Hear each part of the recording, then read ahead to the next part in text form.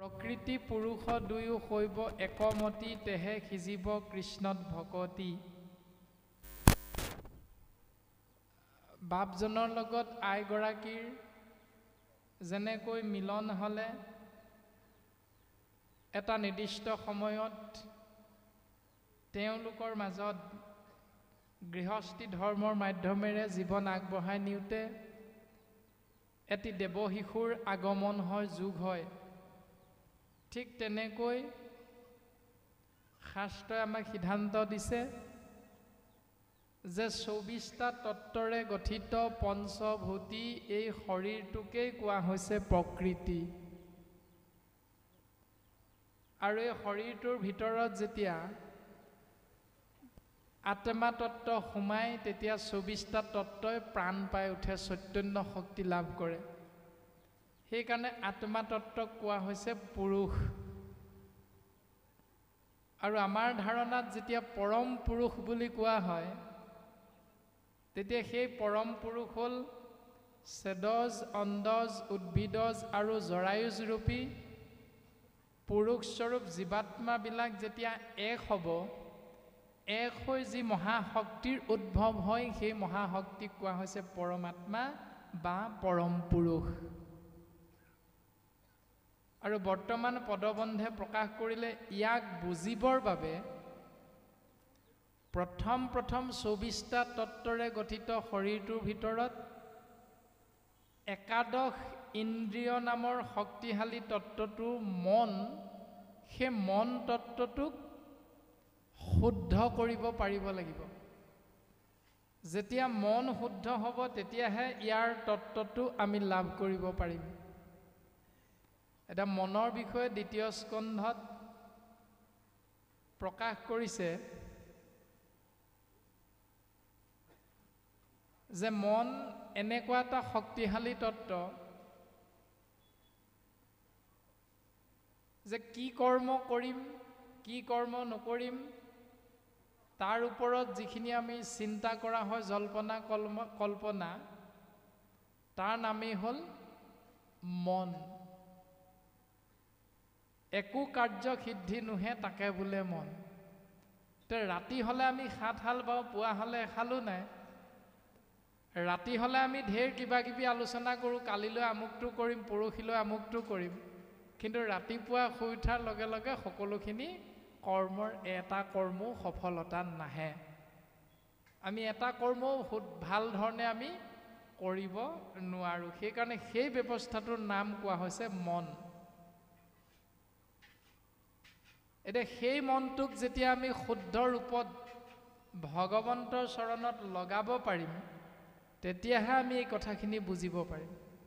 এতিয়া মনটো শুদ্ধ কৰিবৰ বাবে গুৰুজন বস্তুৱে আমাক পথ দিছে। এৰা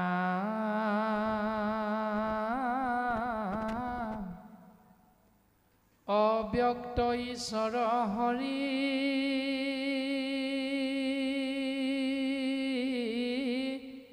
কিমতে পুজিবা তাংক ব্যাপকত কিবা বিসৰ্জন এটা অন্ত মূৰ্তি শূন্য কেন মতে চিন্তিবাহা ও ৰাম বুলি শুদ্ধ কৰা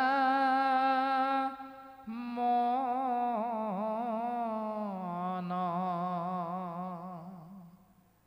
এতিয়া মনটো শুদ্ধ কৰাৰ একমাত্ৰ পথটো হ'ল ৰাম, কৃষ্ণ, হৰি, বিষ্ণু জগত প্ৰসিদ্ধ নাম আশ্ৰয় কৰা।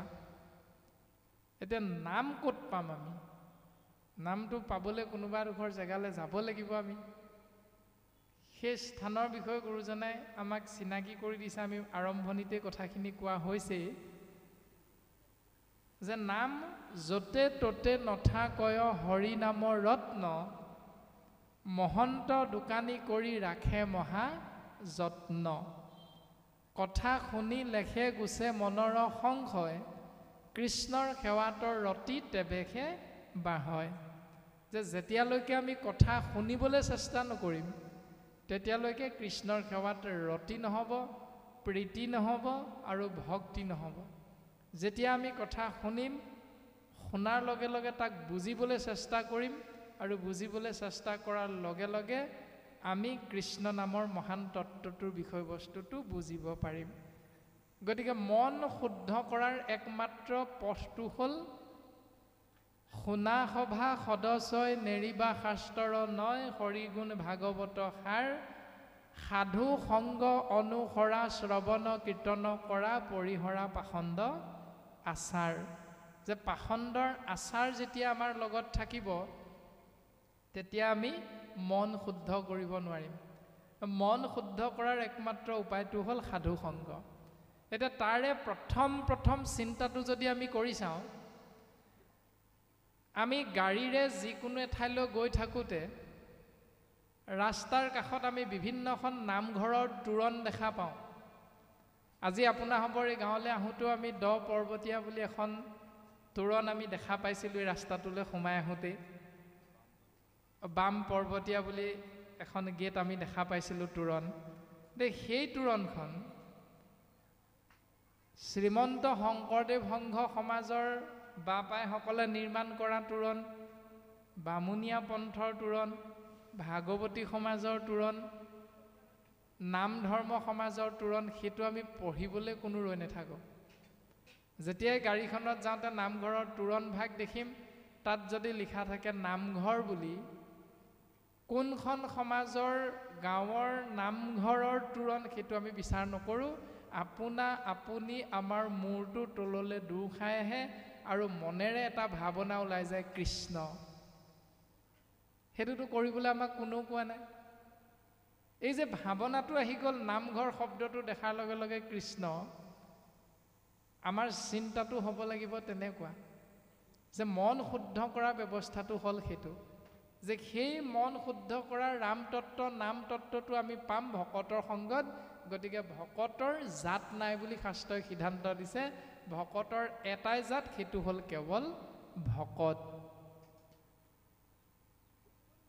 দ্বিতীয়তে সিদ্ধান্ত দিছে জীৱৰ জাত নাই। তৃতীয়তে সিদ্ধান্ত দিছে ঈশ্বৰৰ জাত নাই। তিনিটা বস্তুৰ যেতিয়া জাত নাই, গতিকে আমি তিনিটা বস্তুৰ ভিতৰত আমি যেতিয়া জীৱ আত্মা, গতিকে আমিও উপাধি সমাজ ব্যৱস্থাৰ পাছত দৌৰি নাথাকি জাত পাতৰ বিচাৰ নকৰি গুৰুজন বস্তুৱে দিয়াৰ ধৰণে আহোম কছাৰী খাচী গাৰো মিৰি যৱন কংক গোৱাল, অসম মুলুক ধুবা যে তুৰুক কুবাচ ম্লেছ চাণ্ডাল।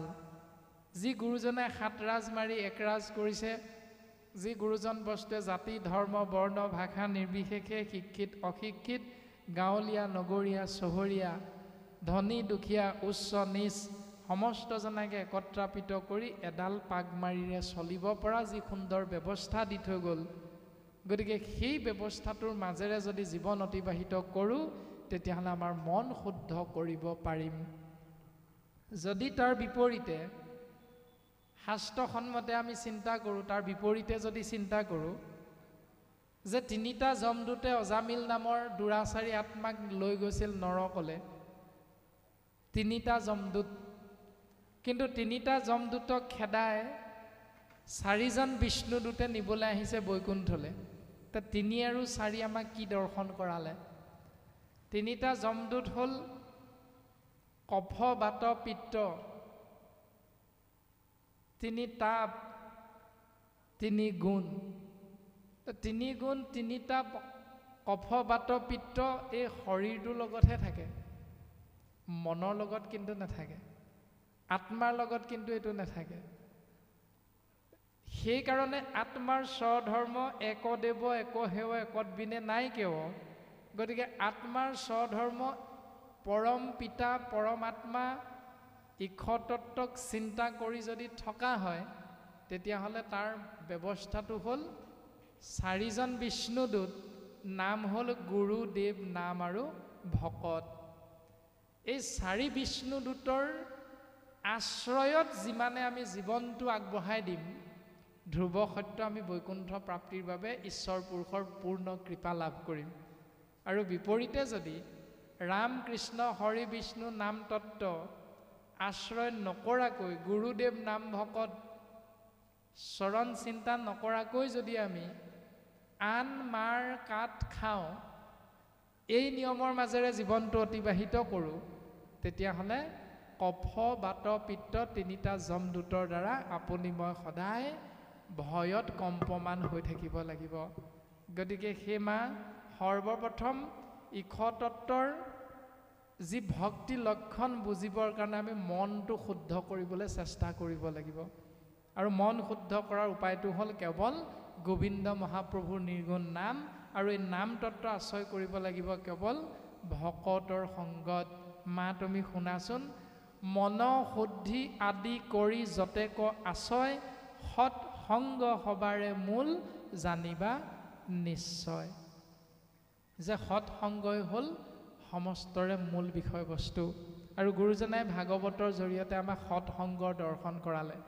বিষ্ণুৰ সহস্ৰ নাম বৃত্তান্তৰ জৰিয়তে আমাক নাম তত্ত্বত শৰণ গ্ৰহণৰ ব্যৱস্থাটো গীতা শাস্ত্ৰৰ জৰিয়তে আমাক দৰ্শন কৰাইছে। গতিকে ধৰ্মগ্ৰন্থবিলাকৰ জৰিয়তে গুৰুজন বস্তুৱে সুন্দৰভাৱে আমাক এনেকৈ উপদেশ প্ৰদান কৰিছে। আৰু বৰ্তমান আমাক প্ৰকাশ কৰিলে যে আনু হব সাধনাৰ এৰিয়া আশ্ৰয়, মায়াকত তৰিয়া তাৰা মুহুক পাৱয়। যে সেই মা এনেকৈ প্ৰকৃতি আৰু পুৰুষস্বৰূপ সংসাৰত বৰ্তি থকা জীৱাত্মাবিলাকে মায়া যেতিয়া তৰিব পাৰিব, তেতিয়াহে মোৰ দৰ্শন পাব, মোৰ পূৰ্ণ কৃপাৰ পাত্ৰ হ'ব পাৰিব। এতিয়া মায়াৰ পৰা তৰাৰ উপায়টো কি আৰু মায়া কি? সিদ্ধান্ত দিছে, প্ৰজাপতি ব্ৰহ্মাদেৱেও ভগৱন্ত পুৰুষক সুধিছিল যে হে প্ৰভু, তোমাৰ সৃষ্টিৰ বিষয়ে মই ইতিমধ্যে বহুখিনি কথাই বুজি পাইছোঁ, যদিও তোমাৰ মায়াৰ বিষয়ে মোৰ কোনো ধ্যান ধাৰণা নাই, কোনো জ্ঞান নাই। প্ৰভু, তুমি মোক মায়াৰ বিষয়ে জ্ঞান দিয়া। তেতিয়া ভগৱন্ত পুৰুষে উত্তৰ প্ৰদান কৰিছে যে হে প্ৰজাপতি ব্ৰহ্মা, তুমি শুনা, অবস্তু ক দেখা বস্তু কয়া বৰি, এহিটো মোহৰ মায়া জানা নিষ্ট কৰি। অবস্তুবিলাকক দেখুৱাই থাকি বস্তুবিলাকক ঢাকি ৰখা যিটো ব্যৱস্থা, সেইটো হ'ল মোৰ মায়া, সেই প্ৰজাপতি ব্ৰহ্মা। এতিয়া প্ৰশ্ন হ'ল আকৌ অবস্তু কোনবিলাক, বস্তু কোনবিলাক? এতিয়া গুৰুজন বস্তুৱে নামঘোষা শাস্ত্ৰত বস্তুৰ চিনাকি দিছে। আপোনালোকে জানে বস্তু প্ৰকাশ বুলি খুব সুন্দৰভাৱে পদবন্ধে আমাক দৰ্শন কৰাইছে। হৰি নামৰ হে বৈকুণ্ঠ প্ৰকাশে, প্ৰেমে অমৃতৰ নদী, শ্ৰীমন্ত শংকৰে পাৰ ভাঙি দিলে, বহে ব্ৰহ্মাণ্ড কভেদী।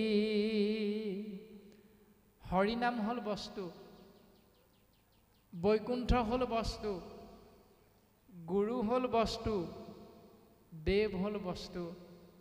গুৰু, দেৱ, নাম আৰু ভকত, এই চাৰিটাই হ'ল বস্তু।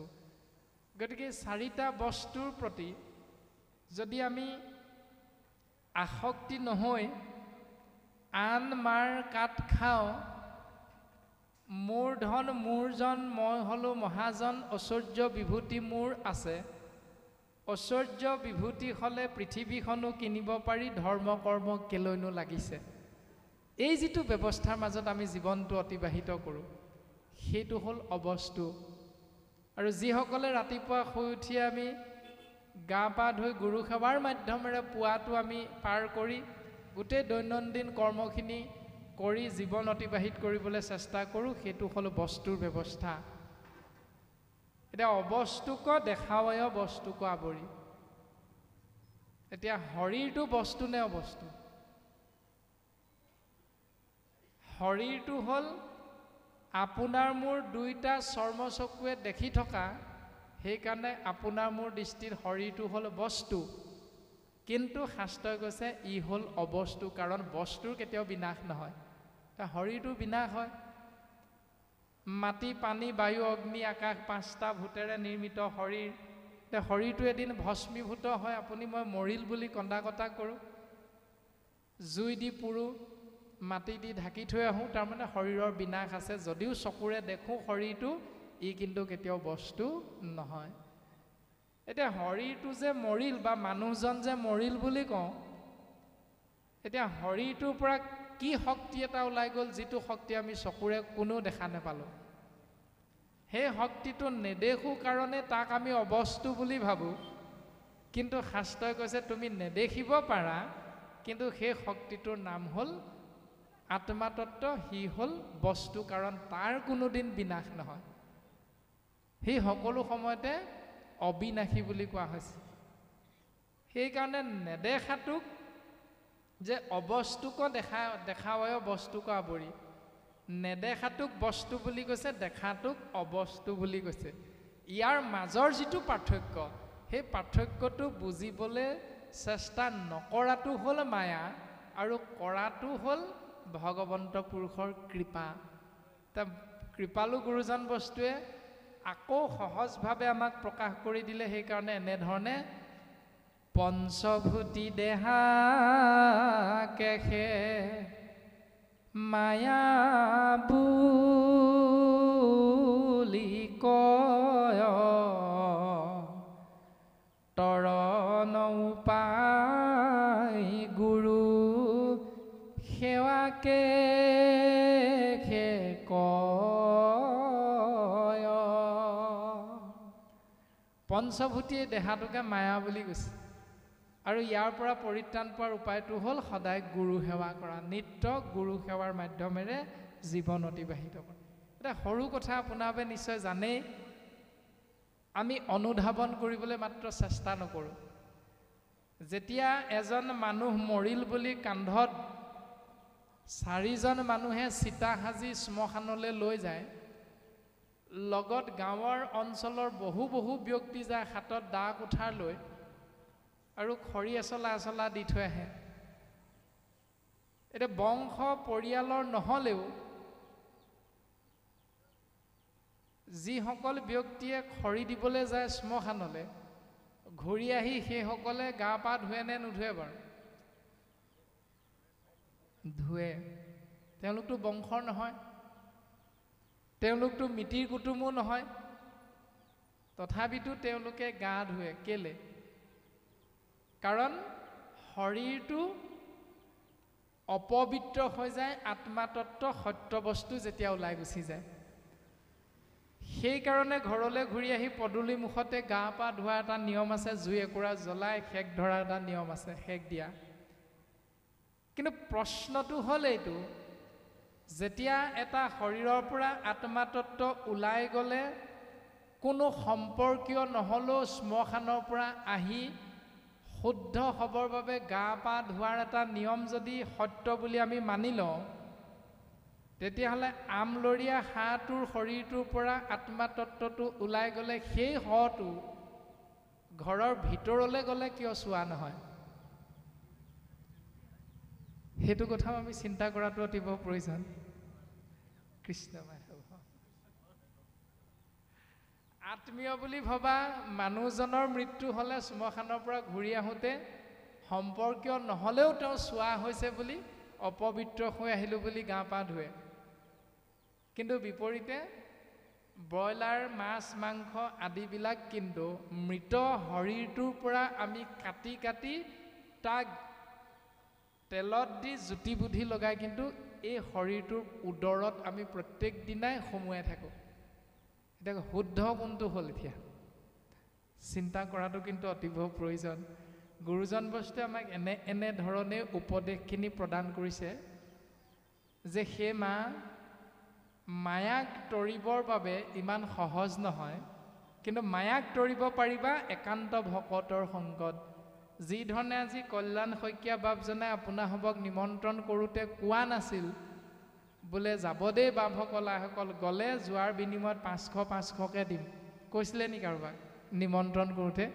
কাকো কোৱা নাই। তথাপিতো আমি আহিলোঁ। বোলে বিয়া এখনত যেনেকৈ মাছ মাংস ওলায়, আজি আমাৰ ভকতসকল আপোনাৰহঁত গ'লেও কিন্তু একেবাৰে তেনেকৈ খাদ্যমুঠি হ'ব, আহাৰমুঠি হ'ব, এই বুলি কৈছিলে নি? নাই কোৱা। আমিওতো কোনেও সোধা নাই বোলে ডাঠ হ'ব নে পাতল হ'ব। এতিয়া শাস্ত্ৰই সেই কথাটোকে কৈছে যে একান্ত ভকতৰ সংগত যিটো শৰীৰৰ তত্ত্বাৱধানৰ বাবে আহাৰ আমি গ্ৰহণ কৰোঁ, সেই আহাৰটো শাস্ত্ৰসন্মতে সাত্বিক আহাৰ বুলি কোৱা হৈছে।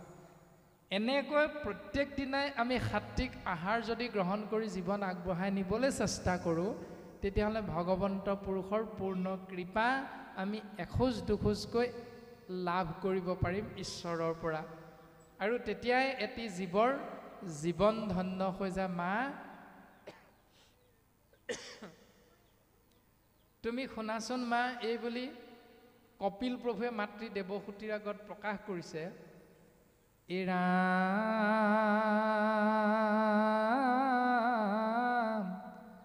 আৰু শুনা বৈষ্ণৱ অষ্টাংগ যোগ আই ঈশ্বৰৰ ধ্যান হমে কহিবু বুজাই। সাধক পুৰুষে আতি কৰি মনবশ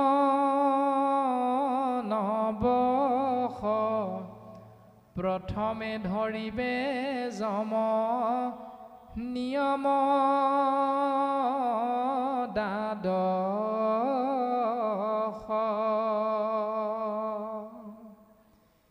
এ ৰাম পবিত্ৰ স্থানত দিব্য আসন পাতিয়া কৰিবেক প্ৰাণায়াম তাহাতে বখিয়া। বৈকুণ্ঠৰ লীলা ধ্যান কৰি ঘনে ঘন মনোৰম লোক সবে কৰিবে কচন্ন। আজি যি ধৰণে আমাৰ বাপসকলে আইসকলে আহি পুৱাতে বৈকুণ্ঠৰ পৰম মংগল নাম আশ্ৰয় কৰিলে, নামৰ আশ্ৰয় কৰাৰ প্ৰাক মুহূৰ্তত বৈকুণ্ঠৰ আসন গুণমালা প্ৰতিষ্ঠা কৰিলে। গুণমালা প্ৰতিষ্ঠা কৰি নাম প্ৰসংগ হ'ল। তাৰ পাছত বাংময় মূৰ্তি ভাগৱত অস্থায়ীভাৱে আসনত প্ৰতিষ্ঠা কৰিলে। তাৰ পাছত দুজন নিৰ্দিষ্ট ভকতক দায়িত্ব অৰ্পণ কৰি অনুষ্ঠানভাগী সুন্দৰভাৱে আগবঢ়াই ইমানখিনি সময়লৈকে বৰ্তমান সময় সমাগত হৈছে। বৈকুণ্ঠৰ লীলা ধ্যান কৰি ঘনে ঘন মনৰ মলক হবে কৰিবে কচন্ন। এইখিনিলৈকে বৰ্তমান 2:15 গৈছে। এই 2:15 যোৱা সময়খিনিলৈকে যদি আমি চিন্তা কৰোঁ, আমি ঘৰৰ পৰা আহিছিলোঁ কেইটা বজাত? এতিয়া 8টামান বজাতে আপোনাৰসমূহ আহিছে আৰু আমিও 7টামান বজাতে শিৱসাগৰৰ পৰা গাড়ীত উঠি আহি আছোঁ।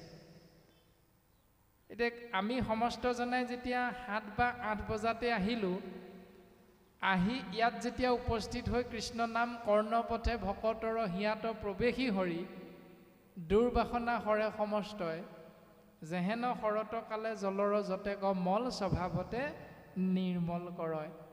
ইয়াত আহি আমাৰ কাণ দুখনৰ কামটো হ'ল এটাই, সেইটো হ'ল কৃষ্ণ কথা কাণেৰে আমি শুনি থকা। তা শুনাৰ পাছত দুটা নিয়ম দিছে। এটা হ'ল এখন কাণেৰে সোমাই পোনে পোনে ইখন কাণেৰে যদি ওলাই যায়, তেতিয়া মনটো শুদ্ধ নহয়। যদি দুইখন কাণেৰে কৃষ্ণ কথা সোমাই হৃদয়ৰ মাজলৈ পঠিয়াই দিব পাৰোঁ, তেতিয়াহ'লে হৃদয়খন পবিত্ৰ হয়, আৰু পবিত্ৰ হৃদয়ৰ দ্বাৰাহে ঈশ্বৰ তত্ত্বৰ উপলব্ধি হয়। গতিকে মনৰ মলক হবে কৰিবেক চন্ন। মনৰ মল কলুষতে নাইকিয়া কৰাৰ একমাত্ৰ উপায়টো হ'ল কেৱল সাধু সংগ, কেৱল সাধু সংগ, কেৱল সাধু সংগ। এতিয়া এনেকুৱা সাধু সংগ পায়ো যদি আমি মনটো শুদ্ধ কৰিব নোৱাৰোঁ, তেতিয়াহ'লে সেইজনাতকৈ দুৰ্ভগীয়া দ্বিতীয় এক জীৱাত্মা নাই বুলি আমি শাস্ত্ৰসন্মতে বুজিব লাগিব। বৰ্তমান পদবন্ধে এনেকৈ সিদ্ধান্ত দিলে, সি মা এৰাম শুনিও নৰ নাৰী পৰম পবিত্ৰ, তৃতীয় স্কন্ধৰ কথা কপিল চৰিত্ৰ, কলিমল বিনাশক আতপৰে নাই, জানি সাৱধানে শুনা খেলানো জুৱাই।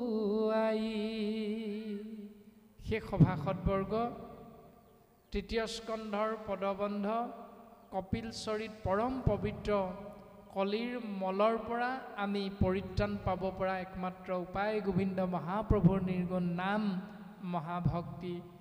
যদি তুমি সাৱধানে আশ্ৰয় কৰা মা, তেতিয়াহ'লে তুমিও পৰিত্ৰাণ পাবা। আৰু কৃপালু গুৰুজনাই কৈছে, সেই কলিৰ মলমতী মনুষ্য তোমৰা সমস্ত জনাই এনেকৈ ঈশ্বৰ পুৰুষৰ পূৰ্ণ কৃপাৰ পাত্ৰ হৈ পৰম গতি লাভ কৰিব পাৰিবা।